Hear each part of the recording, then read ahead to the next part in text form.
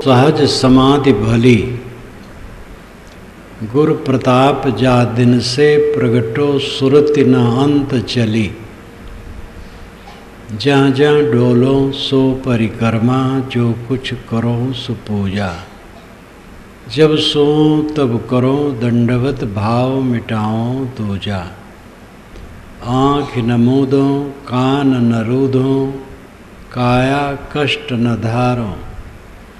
खुले नयन हंसी हंसी पहचानो, सुंदर रूप निहारो। शब्द निरंतर से मन लागा, मलिन वासना त्यागी। उठत बैठत कबहु न छूटे, ऐसी तारी लागी। कहत कबीर सहज यह रहनी, सो परगट करि गाई। सुख दुख से कोई परे, परम पद सो पद है सुखदाई। ये जगत प्रसिद्ध साहब का शब्द है। संतो सहज समाधि भले। समाधि के दो प्रकार हैं, एक निर्विकल्प, एक सविकल्प। योग दर्शन का निर्विकल्प सविकल्प दूसरे ढंग का है, लेकिन पारक सिद्धांत का, वेदांत का, सांख्य का, ये सब सहज वर्णन करते हैं। जब तक विचार उठते हैं और वह बीज रहित रहते हैं, आसक्ति रहित रहते हैं, मोह रहित रहते हैं, सविकल्प समाधि। और जब संकल्प नहीं उठता है तो निर्विकल्प समाधि, जिसके मन का मोह बिल्कुल मिट गया है। जब अभ्यास में रहता है तो संकल्प शांत रहते हैं, व्यवहार में रहता है संकल्प रहते हैं, लेकिन वे दग्ध बीज रहते हैं, उनमें राग नहीं रहता। उसी सहज समाधि का वर्णन इस शब्द में है। यहाँ संकल्पों को त्याग करके बैठने वाली दशा का वर्णन नहीं है। इसमें वो वर्णन है कि जब आप खाते पीते, उठते बैठते, चलते फिरते, काम धंधा करते रहते हैं, लेकिन निर्मोह रहते हैं, अनासक्त रहते हैं, अपनी दशा में रहते हैं। पंचकोशों रूपी पिजड़े में ये आत्मा बंद है। इससे अपने आप के जिसने विवरण कर लिया, अलग कर लिया है और उसी भाव में, असंग भाव में रहता है, वो सब समय मुक्त है। आप लोगों ने सुना होगा, बहुत लोग विवरण से जानते भी होंगे, अन्नमय कोश, प्राणमय कोश, मनोमय कोश, विज्ञानमय कोश, आनंदमय कोश। ये 5 कोश हैं। म्यान, तलवार रखने की जैसे म्यान होती कोश, वैसे आत्मा पर ये 5 आवरण हैं। अन्नमय कोश, जो अन्न से पैदा होता है, अन्न खा करके सुरक्षित रहता है। ये हाड़ चाम, मांस, रक्त, मेद मज्जा, नस, चर्म से परिपूर्ण स्थूल शरीर अन्नमय कोश है। यह मैं नहीं हूँ। ये गंदा शरीर में कैसे हो सकता हूँ? मैं तो शुद्ध निर्मल हूँ। ये बदलता रहता है, मैं बदलता नहीं हूँ। हाथ कट जाए तो भी मैं रहता हूँ। किसी किसी के दोनों पैर कट जाते हैं तो भी वो है। ये अंगों का जोड़, स्थूल अंशों का जोड़, अन्नमय कोश शरीर, यह मैं नहीं हूँ। दूसरा है प्राणमय कोश। शरीर में जितना हवा का अंश है, 5 पिंड और 5 ब्रह्मांड। ब्रह्मांड यानी खोपड़ी, किरकिल, धनंजय, देवदत्त, नागकूर्म, प्राणपान समान, व्यानुदान, ये पिंड के बीजक व्याख्या में सब का विवरण है। और पंचग्रंथि में साज रूप में समझें, शरीर में हवा का जितना अंश है वो प्राणमय कोश है, वो वायु विकार है, वो मैं नहीं हूँ। मैं प्राण नहीं हूँ। प्राण का संयमन करने वाला, प्राणायाम द्वारा प्राण को रोक लेने वाला मैं प्राण कैसे हो सकता हूँ? प्राण कुछ भी नहीं जानता है। गाढ़ी नींद में प्राण खूब जोर से चलता है, पास कोई आकर के बैठ जाए, कोई चीज़ उठा ले जाए, प्राण कुछ नहीं जानेगा। प्राण अचेतन है। प्राण और आत्मा को एक नहीं समझना चाहिए। प्राण हवा का विकार है, वायु का विकार है। ये दूसरा कोश अन्नमय से सूक्ष्म है और ये आत्मा का आवरण है। मनुष्य भ्रमवश समझ लेता है कि मैं प्राण हूँ। तीसरा कोश है मनोमय। जो कुछ हम देखते, सुनते, भोगते हैं, उसकी छाप अंतःकरण पर पड़ती है और उन्हीं सब की याद होती है, तो लगता है मैं वही वही हूँ। तादात्म्यता होती रहती, एकता होती रहती, उसी में अस्मिता होती रहती है, चिपकते रहते हैं, स्मरणों के प्रवाह में चिपकते रहते हैं। मैं मन नहीं हूँ, स्मरण नहीं हूँ। मन तो विकारी है, परिवर्तनशील है, मैं अपरिवर्तनशील हूँ, मैं निर्विकारी हूँ। मन प्रबल है और प्रबलता हमारे मोह के कारण है, किसी दूसरे का दोष नहीं है। भगवान ने माया डाल दी, लोग कहते हैं, वे सही नहीं समझते हैं।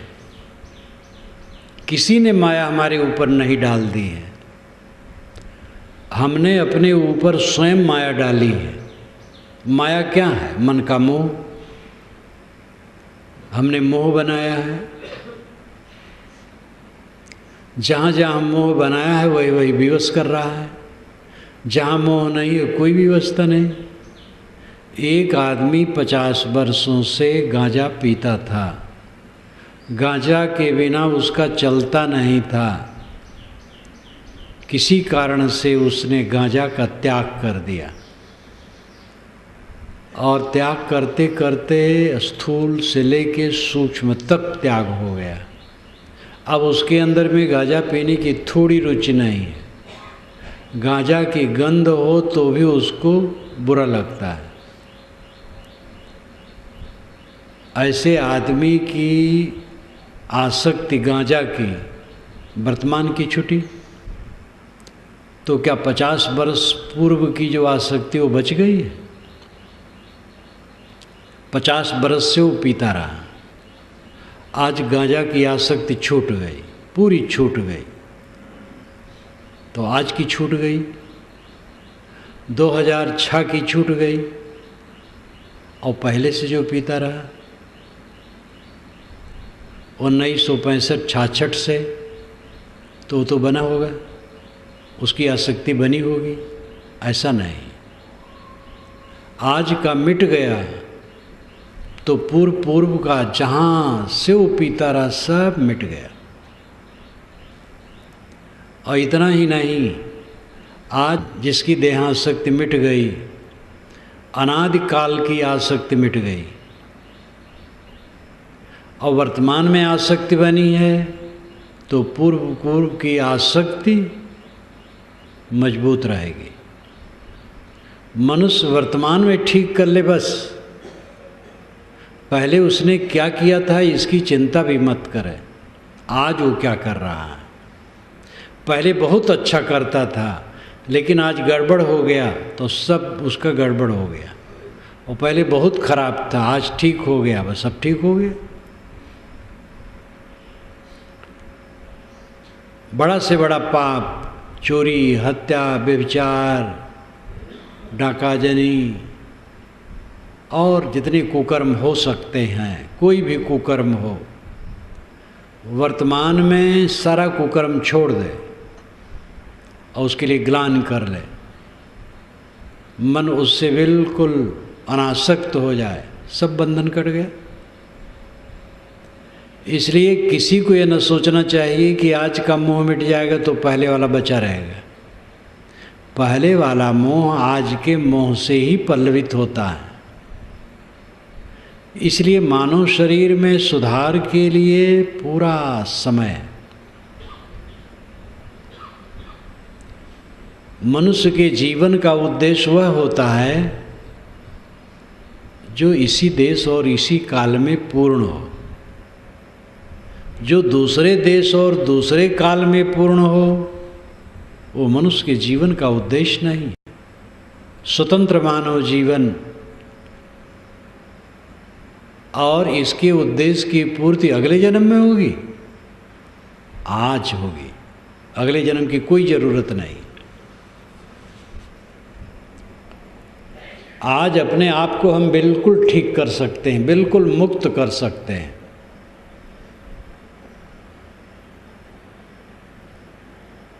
सारा बंधन मन का रचा है और मन हमारे अविद्या से रचा है। हमारे मन की विद्या मिट गई, मन सरल हो जाएगा। मन काम की चीज़ है, मन रहेगा जीवन भर, लेकिन वो सेवक बन के रहेगा, मुक्ति में सहयोगी बन के रहेगा। लालच छोड़ दो, सारा दुख लालच है। ये दुनिया की बेकारी चीज़ों का लालच करके कोई मुक्ति पाएगा?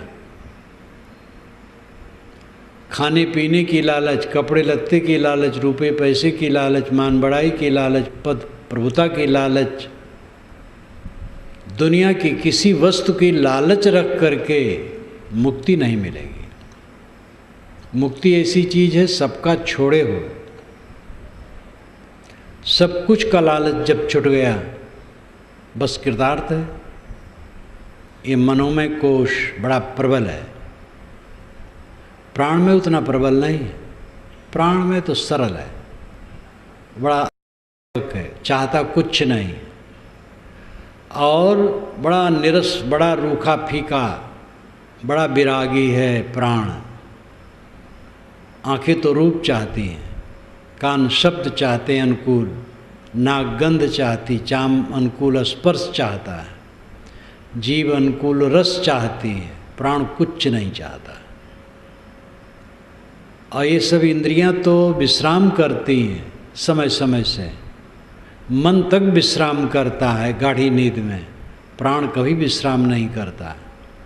प्राण विश्राम करे तो बस सब समाप्त। तो प्राण में कोई झंझट नहीं, मन में झंझट है। ये मनोमय कोश, प्राण को केवल समझ लेना है कि प्राण में कोश में नहीं हूँ, यानी प्राण का समुच्चय वायु विकार शरीर में जो है वो मैं नहीं हूँ। मनोमय, मन भी मैं नहीं हूँ, जो याद होती है वो मैं नहीं हूँ। अब आदमी विवेक नहीं है, जो याद होता है वही अपने को अपना स्वरूप मानता है। जो जो याद होता है उसी में चिपक जाता है और दुख भोगता रहता है। मनोमय कोश तीसरा है, जो प्राणमय से भी सूक्ष्म है, वह मैं नहीं हूँ। चौथा है विज्ञानमय कोश, बुद्धि कोश। विज्ञानमय कोश, बुद्धि कोश जो आत्मा के अधिक निकट है, ज़्यादा प्रकाश स्वरूप है, समझ प्रज्ञा उसी से होती है, ज्ञान का आलोक, वह भी मैं नहीं हूँ। मैं ज्ञान मात्र हूँ, शुद्ध चेतन मात्र हूँ। जो ज्ञान का प्रकाश फैलता है और सारी चीज़ों का अनुभव करता हूँ, वो सब मैं नहीं हूँ। ये विज्ञानमय कोश, बुद्धि विलास, ये भी मैं नहीं हूँ। पांचवा आनंदमय कोश, अनुकूल वस्तुओं के मिलने पर हर्ष होता है, अनुकूल प्राणी, अनुकूल पदार्थ, अनुकूल परिस्थिति आने पर हर्ष होता है, ये आनंदमय कोश है। ये भी मैं नहीं हूँ। जो कुछ मिलता है छूट जाता है, यानी स्थूल हाड़ चाम के शरीर में अपनी एकता मत करो। अन्नमय कोश ये स्थूल शरीर है, इसमें अपनी एकता न करो। प्राणमय कोश वायु विकार में अपनी एकता न करो कि मैं प्राण हूँ। जो संकल्प विकल्प उठे, उन संकल्प विकल्प में, मनोमय को अपना कोश मत समझो, अपना स्वरूप मत समझो। विज्ञानमय कोश, बुद्धि प्रकाश, वो भी आपका स्वरूप नहीं है। जो जान जान करके व्यवहार आप करते हैं, बुद्धि विलास करते हैं, वो आपका स्वरूप नहीं है। कुछ न जानना, अपने आप में टिक जाना, वृत्ति रहित स्थित, वो आपका स्वरूप है। और जो अहम भाव आता है, आनंदमय कोश, वो भी आपका स्वरूप नहीं। अनुकूल कब तक मिलेगा? अनुकूल मिलता फिर प्रतिकूल हो जाता है, तब भय होता है। ये सब कुछ नहीं हो तब मैं क्या हूँ? फिर मैं खो गया क्या? मैं कैसे खो जाऊँगा? I think therefore I am, ये डेकार्ट का वचन है, जो 17वीं शताब्दी में यूरोप में दार्शनिक हुआ था। इसके इस वाक्य की प्रतिक्रिया बहुत हुई। भौतिकवादियों ने इसका खंडन किया, आत्मवादियों ने इसको बड़ा महत्व दिया। यूरोप में डेकार्ट के वचनों पर काफ़ी क्रिया प्रतिक्रिया हुई। उसने कहा कि सब पर संशय हो सकता है, मैं पर नहीं, क्योंकि संशय एक विचार है और विचारवान के हुए बिना विचार कौन करेगा? मैं विचारवान हूँ, विचार करने वाला हूँ, मैं हूँ। I think therefore I am, मैं सोचता हूँ इसलिए मैं हूँ। सोचने वाला ही ना हो, ये कैसे होगा? ईश्वर है कि नहीं, इसमें दो विचार होंगे। बहुत सारी बातों में दो विचार उठ सकते हैं, लेकिन मैं हूँ कि नहीं, इसमें दो विचार कहाँ है? मैं तो हूँ ही। जो मैं है शुद्ध चेतन मात्र है, अस्तित्व मात्र है। ये विकार नहीं, स्थूल शरीर, प्राण, मन, बुद्धि, हर्ष, ये सब प्रकृति के विकार हैं। मैं शुद्ध चेतन मात्र हूँ, निर्विकार, निर्मल। जानना, जनाना, जगत प्रपंच सामने होना, फिर इसी में तादात्मता, इसी में राग और क्लेश, यही सब तो होता है। जान जान के क्या पाते हो? जब से जन्मे हो बहुत कुछ जाने हो, देखे हो, सुने हो, भोगे हो, उसके फल में क्या पाए हो? दुख के अलावा कुछ नहीं पाए हो। खिन्नता, असंतोष, पीड़ा, अवसाद, बंधन, सदैव असंतोष असंतोष असंतोष। बड़ी उपलब्धि, बड़ी उपलब्धि। उच्च आध्यात्मिक दृष्टि से देखा जाए सारी उपलब्धियां केवल कांटे बन करके चुभती।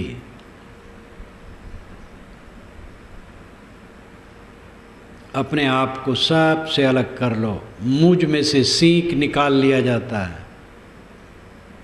इमली की छीमी में से बीज निकाल लिया जाता साफ। इमली की छीमी हो, आप उसको देखिए पक गई हो, छिलका तोड़िए तो बीज उसमें ऐसे धरा रहता है कि मालूम होता अलग से इसको बना करके इसमें पैक कर दिया गया है, एकदम बढ़िया साफ। उसको चियाँ कहते हैं। अवध क्षेत्र में लोग विनोद करते हैं, किसी को देखते हैं बहुत साफ सुथरा और थोड़ा खुश, तो लोग कहते भैया तुम तो चियाँ से घूमते हो, मुझे ईर्ष्या होती है तुम्हारे ऊपर, तुम तो चियाँ से घूमते हो। चियाँ बिल्कुल निर्मल चारों तरफ से, वो इमली की छीमी में रहता है, उसे निर्माण उसका होता है, लेकिन बिल्कुल साफ सुथरा। आत्मा शुद्ध बुद्ध निर्मल है। ऐसे मूंज में सींक, मूंज जो घास बड़ी बड़ी होती, उत्तर प्रदेश में तो मूंज खूब होती है। सींक उसमें छड़ी लंबी सी ऊपर पकड़ लो, जरा सा इशारा करो साफ निकल आती। अपने आप को इन पांचों कोषों में से निकाल लो विवेक द्वारा। देह और आत्मा की गहरी भिन्नता का बोध निरंतर जिसको रहता है उसे हर्ष शोक क्या है?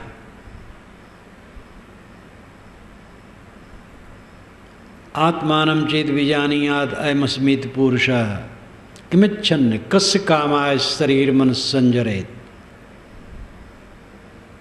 जिसने ये समझ लिया ये आत्मा ही परम पुरुष है, वो किस इच्छा से, किस कामना से शरीर के पीछे चल करके ये जन्म मरण का बुखार चढ़ाए रखेगा? क्या मिलता है? नया आपने क्या किया है? सोचो। काम में उन्मादी हुए जो अनाद काल से होते आए हो। काम का अनुभव आज का नहीं, सदा का है। वही मलिनता, उसी में चार चांद लगा रहे हो, आर पार कर रहे हो। अपने मन के प्रतिकूल न सह करके क्रोध में भभके, कटु कहे, झंझनाए, अपना रक्त खराब किए, बुद्धि खराब किए। ये नया अनुभव है, पुराना है। मोह किए, जहाँ अनुकूल मिला, प्रतिकूल मिला वैर किए, ईर्ष्या किए, चिंता किए, विकलता किए, भोगों का लालच किए, बिलबिलाते रहे, खिन्न होते रहे। मन के अनुसार नहीं हो रहा है, साथी लोग मन के अनुसार नहीं कर रहे हैं, जो लोग मिलते हैं प्रतिकूल हो जाते हैं। यही सब किलबिलाते रहे दिमाग में, और क्या किए? यही आज भी कर रहे हो। क्या नया कर रहे हो? अपने में नवीनता देखो, क्या कर रहे हो? देह तुम हो, यही सड़ा गला, मांस का लौंदा, हड्डी की झोपड़ी, कूड़ा कचड़ा, मुर्दा, इसको अपना स्वरूप मानते रहे हो। ये आज मान रहे हो? क्या नया कर रहे हो? नया है मैं देह नहीं शुद्ध चेतन हूँ। नया है काम वासना की अब कोई जरूरत नहीं, कूड़ा कचड़ा दुखदाई, काम शत्रु है। स्मरण भी आए त्याग दो। क्रोध किस पर? कौन अपना है जो विपरीत हो गया? सब स्वतंत्र जीव हैं, जिनकी जैसी रुचि है कहते हैं, सुनते हैं, करते हैं। क्रोध करने की क्या जरूरत है? किसी पर अपना दखल नहीं है। छोटा मानते हो, उन पर अपना कब्जा जमाना चाहते हो। कब्जा जमाने की आदत तो पुरानी है, ये नई नहीं। नई है किसी पर कब्जा न जमाना। मैं स्वयं सबसे पीछे और नीचे हूँ। जितना मनोविकार है उनको धो देना, ये नई बात है। चिंता न करना नई बात है। चिंता करना तो पुरानी बात है। रोना तो पुरानी बात है। रो रहे हो सदा से, शिकायत शिकायत शिकायत शिकायत। रोना एक रोना होता है, आदमी सुबक सुबक के रोता है, चिल्ला के रोता है, और ऐसे भी मंथर गत से रोता है, आवाज़ कुछ नहीं आती है, आंसू गिरते हैं। और एक रोना होता है शिकायत, जो सब में व्याप्त है। जो अपने को शिकायत से निकाल ले वो नया आदमी है। शिकायत न करना जीवन में नवीनता। किसी की शिकायत नहीं, सब ठीक। इसका मतलब नहीं है कि आपके घर परिवार समाज में कोई गलत करे तो उनको समझाएं ना। समझाना जरूरी है, सुधारना जरूरी है। नहीं सुधरना चाहता है तो उससे अलग होना जरूरी है। ये सब व्यवहार तो करना पड़ेगा। लेकिन शिकायत करने की जो आदत हरदम बनी है, बहुत गंदी आदत है। नई बात क्या है? नई बात है निर्मल मन का हो जाना। आज तक गंदे मन के रहे हैं। गंदगी क्या है समझ में आ जाएगी साधना करोगे जब। जितनी गंदगी समझ में आ जाए उतना छोड़ दो, तो सूक्ष्म गंदगी जो अगली है वो अपने आप समझ में आ जाएगी। मन की सारी गंदगी छूट गई, ये नया जीवन है। संस्कार द्विजुच्यते, ये संस्कार है। ऐसे जीवन में रमना सहज समाधि। संतोष सहज समाधि भली, गुरु प्रताप जा दिन से प्रगटो सुरत ना अंत चली। गुरु की कृपा जब से हुई मेरे ऊपर, मेरी सुरति अलग नहीं गई। अलग तो जाती है, कहीं भी जाती है, लेकिन जब मोह मिट जाता है तो उस ढंग से नहीं जाता है मन। टट्टी पेशाब की भी याद हो जाती है तो क्या उसमें कोई आकर्षण होता है? कोई आकर्षण नहीं होता है। सांप बिच्छू की याद हो जाती है, शत्रु की याद हो जाती है, लेकिन उसमें आकर्षण नहीं होता है। हाँ, मन में शत्रुत्व है तो शत्रु की याद होने पर मन में द्वेष क्रोध ये आएगा, वो भी बंधन है। स्मरण आ जाए कोई बुरा नहीं। चिपकाहट खत्म हो जाने पर बंधन खत्म हो जाता है। सुरत नांत चली, गुरु की कृपा जब से हुई, गुरु का ज्ञान में, गुरु की कृपा होना क्या है? बोध पाना। गुरु बोध देता है, एक एक बात बताता है, समझ में आ जाता है, तब घृणा हो जाती है भोगों से, तब मन उसमें नहीं जाता है। सुरत ना अंत चली। कबीर साहब से लोग कहे आप परिक्रमा नहीं करते हैं, दंडवत नहीं करते हैं। साहब कहते हैं जहाँ जहाँ डोलों सो परिक्रमा। मैं जितना चलता हूँ सब मानो परिक्रमा करता हूँ, और जो कुछ करो सो पूजा।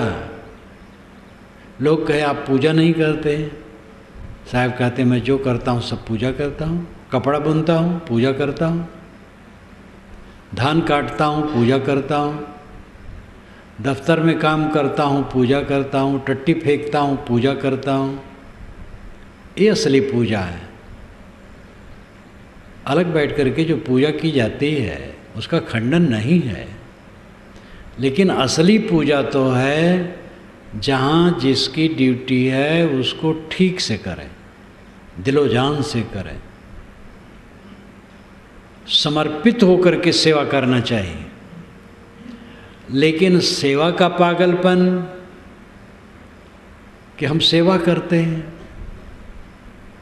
और अलग न बैठ पाते हैं, न ध्यान कर पाते हैं, न अध्ययन कर पाते हैं, न सत्संग में मन दे पाते हैं। सेवा का पागलपन सवार है। सेवा की ज़रूरत है, लेकिन उसे सेवा नहीं कहते हैं जो अपने आप को हरदम चरखा बनाए रहे काम धंधा में और अध्ययन ध्यान चिंतन का काम न करे। सेवा करो, सेवा पूजा है, जो कुछ करो सो पूजा, लेकिन अलग बैठ करके अध्ययन ध्यान चिंतन भी करो। जब सो तब करो दंडवत। साहब कहते जब मैं सोता हूँ दंडवत करता हूँ, डंडे के समान पड़ गया। भाव मिटाऊं दूजा, असली बात है दूजा भाव मिटाता हूँ, द्वैत भाव मिटाता हूँ, बाहर का आकर्षण खत्म करता हूँ। अगर कहीं कुछ मन में जगह है बाहर की चीज़ों के लिए तो उसको बीन बीन करके ख़त्म करता हूँ। बाकी राख न ठौर ठिकाना समझ करो जिय चेत, श्री विशाल साहब ने कहा। ठौर ठिकाना बाकी न रखो बंधन का कहीं, जग जाओ अपने में। सारे जड़ दृश्य में कहीं भी ममता न बनाओ। ये कूड़ा कबाड़ मन में किलबिलाता न रहे। आत्मा में विश्राम पाओ, आत्मा में एकाग्र हो जाओ, ऐसा जीवन जियो। ये नहीं कि खाट पर पड़े तब भी बस मकान दुकान राग द्वेष हानि लाभ उसके कीड़े किलबिला रहे हैं चित्त में, तो बेकार हुआ। आत्मलीन हो जाओ, व्यवहार का काम कर लो, अपने आप में लौट आओ, चुपचाप चित्त विश्राम पा जाए। साधना करने से हो जाएगा, काम भी करेंगे और ध्यान भी करेंगे। हंसबा खेलिबा धरिबा ध्यान, गोरखनाथ महाराज ने कहा है, हंसबा खेलिबा धरिबा ध्यान। आज भी गोरखपुरी भाषा जो ग्रामीण भाषा ऐसे हंसेंगे खेलेंगे ध्यान धारण करेंगे। निर्मोह चित्त सब समय ध्यानस्थ है, जिसका कहीं आकर्षण नहीं होता है, सब समय मुक्त है। जब सो तब करो दंडवत भाव मिटाओ दूजा, आँख न मूदो कान न रूदो काया कष्ट न धारो। ये वज्रासन लगाने का यहाँ निषेध है। वैसे ध्यान के समय आँख बंद करना अच्छा है, लेकिन वज्रासन लगाते हैं लोग तो आँख को बंद करते हैं, कान को बंद करते हैं, नाक को बंद करते हैं, टट्टी पेशाब की जगह को पैर के गुल्फ और एड़ी से बंद करते हैं। साहब कहते हैं वज्रासन की जरूरत नहीं। खुले नयन हंसी हंसी पहचानो सुंदर रूप निहारो। खुले नेत्रों से हंस हंस के पहचान रहा हूँ, सब मेरे प्रभु हैं, सब मेरे परमात्मा। प्राण मात्र को परमात्मा समझता हूँ। ये खुले नयन जो पहचानना है, ये सगुण उपासना है। कभी निर्गुण उपासक थे, सगुण नहीं मानते थे। ये कथन भी एक मर्यादा तक है। सगुण उपासक लोग मानते हैं कि एक लोक है, वहाँ परमात्मा देहधारी है, सुंदर गद्दी पर वो बैठा रहता है और परमात्मा का भक्त उसके लोक में जाके निवास पाता है। और जो ज़्यादा परमात्मा से प्रेम करता है तो उसके निकट निवास पाता है, और ज़्यादा प्रेम करता है तो उसकी शक्ल का हो जाता है, और ज़्यादा प्रेम करता है तो उसी में डूब जाता है। सालोक, सामीप्य, सारूप, सायुज्य, 4 प्रकार की मुक्तियाँ। तो ये साहब नहीं मानते हैं, ये लड़कों खिलौना, इस सगुण उपासना को नहीं मानते। सगुण उपासना की अपनी मर्यादा है। जीवन में पहली साधना में सगुण साधना ही होती है। वीतराग विषयम व चित्तम, पतंजल महाराज ने केवल स्वरूप स्थित की बात कही है। तदा दृष्टु स्वरूपे अवस्थानम, तदा तब दृष्टु दृष्टा की स्वरूपे अपने रूप में अवस्थानम स्थित हो जाती है। संकल्प शांत हुआ, दृष्टा अपने आप में शांत, बिल्कुल निर्गुण तत्व है। लेकिन आरंभिक साधना में उन्होंने कई साधनाएं बताई, तो उसमें भी बताया वीतराग विषयम व चित्तम, व अथवा एक साधना यह भी है कि जिनका राग समाप्त हो गया है, ऐसे संत पुरुष का ध्यान करने से मन एकाग्र होता है। कई साधन बताए, एक ये भी साधन बताया। ये सगुण उपासना हुई। तो ये सगुण उपासना थोड़ी दूर के लिए है। कोई वैरागवान पुरुष का, सद्गुरु का ध्यान करे और वही ध्यान में जीवन बितावे तो भटक गया। वो तो चंचल चित्त को स्थिर करने के लिए आरंभिक साधना है। सद्गुरु का शरीर मेरा स्वरूप होगा, मेरा स्वरूप तो मेरा ही स्वरूप होगा। साहेब साहेब सब कहे, मोह यदेसा, और साहेब से परिचय नहीं बैठोगे कहीं ठोर। सभी लोग साहेब, स्वामी, परमात्मा, ब्रह्म, अल्लाह, खुदा, गाट कहते हैं। कबीर साहब कहते हैं, भाई साहेब से, परमात्मा से परिचय तो तुम्हें है नहीं, तो कहाँ बैठोगे? यहाँ बैठने का मतलब स्थित होना। कहाँ स्थित होगे? परमात्मा परमात्मा कहते हो, कल्पना करोगे एक लोक में परमात्मा है, वो कल्पना है। हमारे चारों तरफ परमात्मा व्याप्त, ये भी कल्पना है। सारी कल्पना छूट जाने पर स्वयं शेष रह जाना, ये सच्ची स्थित है। स्वरूप स्थित, अपने रूप में, अपने पदार्थ में, अपनी सत्ता में ठहरना, ये असली दशा है। यही निर्गुण तत्व है। लेकिन इस तक पहुंचने के लिए सगुण उपासना भी पहले ठीक है। और इस तक पहुंच गया, पहुंच जाने के बाद भी जब व्यवहार में है, तब वह सोचता है ये सब परमात्मा है। परात्मा, परमात्मा कहीं अलग है। जिनको हम देखते हैं उनको परमात्मा नहीं मानते हैं, और जिनको परमात्मा मानते हैं उनसे कभी मुलाकातें नहीं। ये परमात्मा ज्ञान की पोल पट्टी है लोगों की। जो सामने, उनको हम धोखा देते हैं। घंटा घंटा पूजा करते हैं और दुकान पर बैठते हैं तो परमात्मा को धोखा देते हैं। दफ्तर में बैठते हैं तो बिना घूस के काम नहीं करते हैं। घूस किससे लेते हैं? परमात्मा से। लोग कहते हैं ये आदमी परमात्मा है। परमात्मा या तो पत्थर की पिंडी है और या तो शून्य में तैरता है। ये हमारी बुद्धि को लकवा है। पत्थर की पिंडी परमात्मा नहीं। शून्य में कोई निराकार निर्गुण व्याप्त है, वो भी बकवास है। परमात्मा तो ये जो सामने हैं सब बोल डोल रहे हैं, ये दृष्टि आ जाए तो अपने मन में कोई पाप रह जाएगा क्या? परमात्मा के हम ईर्ष्या करेंगे? परमात्मा को धोखा देंगे? प्राणी मात्र परमात्मा है, खुले नयन हंसी हंसी पहचानो, सुंदर रूप निहारो।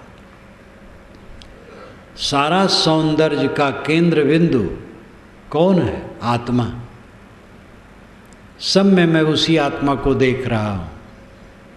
खुले नयन हंसी हंस पहचानो, सुंदर रूप निहारो। शब्द निरंतर से मन लागा, मलिन वासना त्यागी। ज्ञान के शब्दों में मन लग गया और मलिन वासना का त्याग हो गया। शब्द निरंतर से मन लागा। विहंगम मार्गावलंबी कहते हैं ये शब्द वह है जो ब्रह्मरंध्र में चल रहा है। हमारे तालुमूल में, सिर में, शिशुओं का तालुमूल बहुत कोमल होता है, लप लप करता है। उंगली रखो लप लप करता है। उसमें एक छेद की कल्पना है, वो ब्रह्मरंध्र है और वहाँ अखंड आवाज ऐसा हो रहा है और पूरे विश्व में हो रहा है। ऐसी भावना करके विहंगम मार्गावलंबी की उपासना करते हैं। और जब जपते भी तो जपते हैं। कुछ लोग रा जपते हैं, रामा नहीं कहते हैं। विचित्र विचित्र पद्धतियाँ। तो जो ध्वनि हो रही है उसकी कल्पना कर ली जाती है, उसी में मन लग गया। ऐसे लोग हम लोगों से पूछते हैं, देखो साहब ने कहा है शब्द निरंतर से मन लगा। जब निरंतर उसी में लग जाए मन, बड़ा मुश्किल है। कबीर साहब को निर्विवाद बनाना बड़ा मुश्किल है, क्योंकि कबीर इतने लोकप्रिय हैं कि अपने अपने ढंग से उनका अर्थ करेंगे। जो बहुत लोकप्रिय हो जाता है वो निर्विवाद नहीं रह जाता है, विवाद का केंद्र बन जाता है, क्योंकि उसकी वाणियों से अपने अपने ढंग से अर्थ निकाल करके पंथ चलाना रहता है। कैसा मोहक व्यक्तित्व है कबीर साहब का, इतना खंडन करने वाला, नाम ले ले करके फटकारने वाला, कहीं एक जगह न बंधने वाला, जो परंपरा चल रही थी उस परंपरा में विद्रोह की आग लगा देने वाला, और फिर इतना प्रिय सबका, अद्भुत है। ये कबीर साहब की विशेषता है। ऐसी विशेषता तो कहीं दिखाई नहीं देती है। बौद्धों जैनों के भजन गीत सनातन धर्मियों में कदापि गाए नहीं जा सकते, और सनातन धर्मियों के गीत बौद्धों जैनों के मंदिरों में नहीं गाए जा सकते। लेकिन कबीर के गीत बौद्धों में, जैनों में, सनातन धर्मियों में, सूफियों में। अभी परसों पाकिस्तान से फ़ोन आया था मेरे पास, कुशल मंगल सिंध से पूछा था।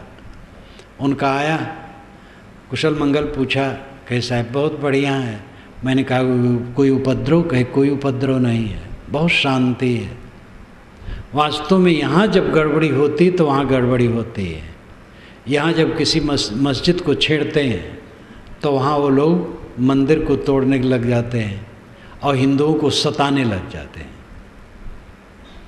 प्रतिक्रिया क्रिया में होती है। वो कहते हैं कि साहब भारत वाले हिंदुत्व कह करके मुसलमानों को परेशान न करें, तो यहाँ कोई हमें परेशान करने वाला नहीं, सब शांति से अपना काम करते हैं। ये जो सांप्रदायिकता का विष बोने वाले हैं, ये हिंदू मुसलमान नहीं हैं, एक गद्दी के लोलुपी है। प्रभुत्व की चेष्टा गद्दी की चेष्टा इतना पाप है कि आदमी को अंधा बना देता है। धर्म का सदैव दुरुपयोग इन रजवाड़ों ने किया है, मंत्रियों ने किया है, राजनेताओं ने किया है। और धर्म को घसीटने से धर्म विकृत होता है। राम का, बुद्ध का, कबीर का नाम लेकर के अगर राजनेता लोग राजनीति करेंगे तो राम, बुद्ध, कबीर के चेहरे को ये खराब करेंगे। राम का चेहरा खराब किया गया है करीब 20 वर्षों से। जो एक शीलवान के रूप में राम थे उनको विकृत कर दिया गया है। बुद्ध का चेहरा खराब किया गया है राजनीति में घसीट करके। कबीर के लिए प्रयास कोई कोई शुरू कर रहा है। कबीर का पर्दा लगा करके राजनीति करने की चेष्टा अभी लाइट में नहीं आई है, न आवे तो कुशल है। किसी महापुरुष को राजनीति में घसीटा जाएगा, उनका पर्दा लगाया जाएगा तो उनका चेहरा खराब किया जाएगा। राजनेता, राजा, महाराजा ये सदैव धर्म का दुरुपयोग किए हैं। हिंदू, मुसलमान, ईसाई, यहूदी कभी नहीं लड़े। ईसाई जनता कभी नहीं लड़ी है। जो ईसाइयत के पक्षधर थे, अपने को महंत मानते थे, उन्होंने हत्याएं करवाई हैं। जो ईसा को ईश्वर पुत्र न माने उनकी सामूहिक हत्याएं हुई हैं मध्य युग में। ये सब पुरोहित लोगों की लीला है। वो भी एक राजनेता। सामान्य आदमी ये सब कभी नहीं करता है।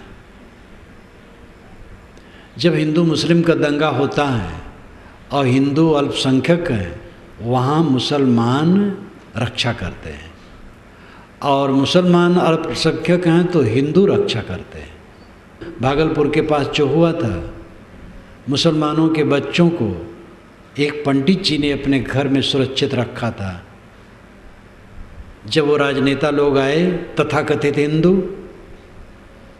कहे पंडित जी आपके घर में मुसलमानों के बच्चे सुनता हूँ आए। कहे नहीं, बिल्कुल नहीं, भला मैं कर्मकांडी ब्राह्मण मुसलमान को घर में कैसे प्रवेश करने दूंगा? आपको विश्वास न हो तो तलाशी ले लीजिए, ये भी कह दिया। तो सब चुपचाप चले गए। अपने घर में उन्होंने खिलाया पिलाया, बच्चों को रखा। जब गर्दा गुब्बार ख़त्म हुआ तो उनके घर भेजा।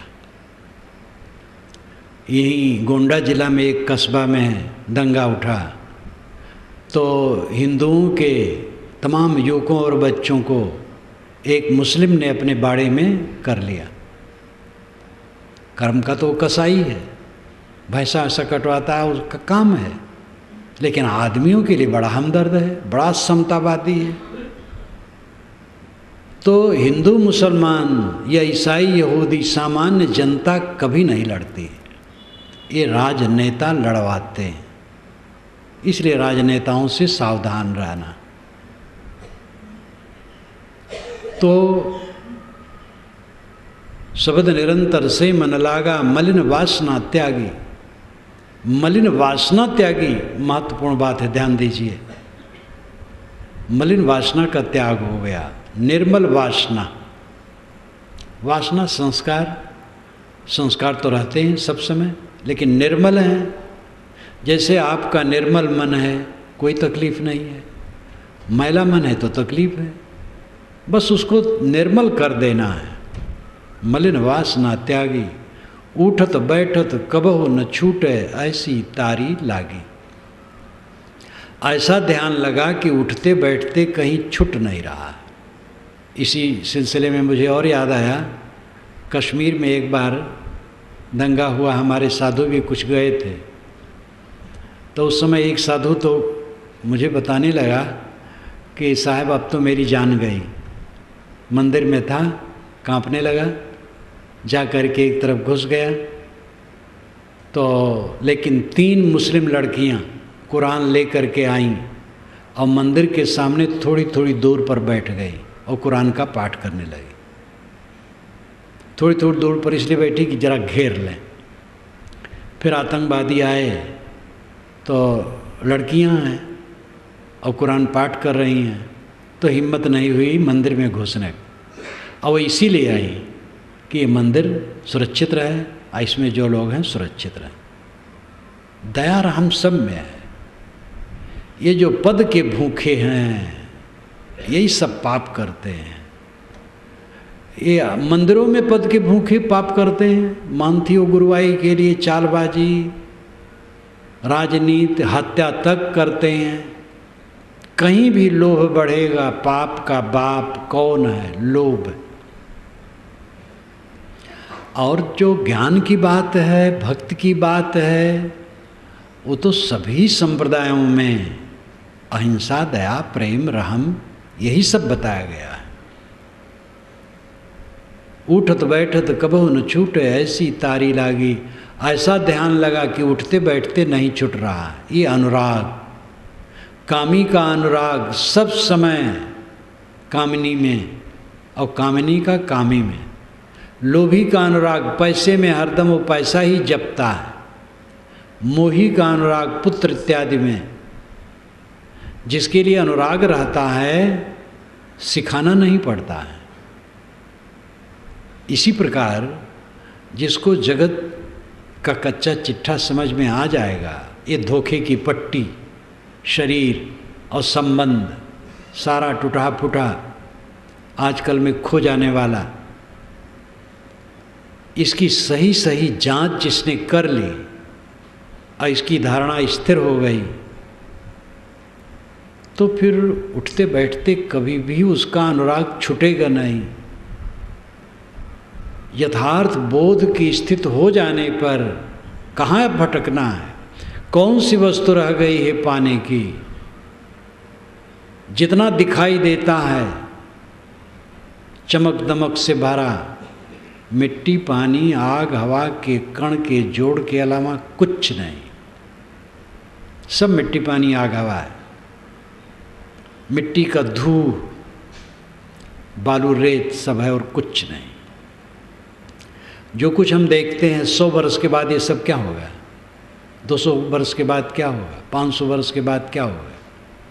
श्रावस्ती जाके देख लो। अयोध्या से उत्तर श्रावस्ती तो अब जिला हो गया है।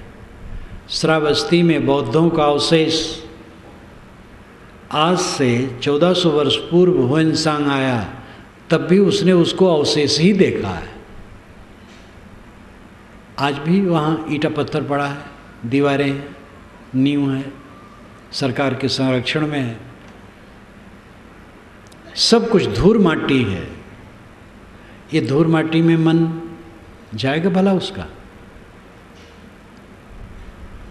उठत बैठत कबहु न छूटे ऐसी तारी लागी। सब निरंतर से मन लागा मलिन वासना त्यागी। उठत बैठत कबहु न छूटे ऐसी तारी लागी। कहत कबीर सहज हरानी सो प्रगट कर गाई। साहब कहते हैं ये सहज रहनी को मैंने खुलासा करके कहा है। सहज रहनी मतलब है कि खाओ पियो उठो बैठो काम धंधा करो और अपने मन को सबसे सब समय निर्मोह रखो। ये सहज रहनी है। सुख दुख से कोई परे परम पद सो पद है सुखदाई। दुनिया के सुख और दुख दोनों से परे परम पद है, वही सच्चा सुख है। पदार्थ जनित सुख मानोगे तो दुख होगा। पदार्थ जनित सुख, पदार्थों से उत्पन्न सुख। कोई प्राणी मिल जाए, कोई पदार्थ मिल जाए, पद मिल जाए, इसमें सुख मानोगे तो दुख पाओगे। अब आत्मजनित सुख नित्य सुख है। संतो सहज समाधि भली। सहज समाधि आत्मस्थित, अखंड अनुराग, आत्मज्ञान। गोस्वामी जी ने भी कहा अनुराग जे निज रूप सो जगते विलक्षण देखिए। संतोषम शीतल सदा दम देहवंत न पेखिए। निर्मल निरामय एक रसते हर्ष शोक न व्यापई। त्रैलोक के पावन सो सदा जाकी दशा ऐसी भई। जिसे निज रूप से अनुराग है, स्वरूप स्थित का अनुराग है, आत्मानंद की मस्ती है, जगते विलक्षण देखिए, वो जगत से विलक्षण रहता है। संतोष सम शीतल सदा, वो संतोषी होता, सम होता, उद्वेगहीन, शीतल, दम इंद्रियों का संयमी, नहीं देहवंत न पेखिए, वो देहाभिमानी नहीं होता।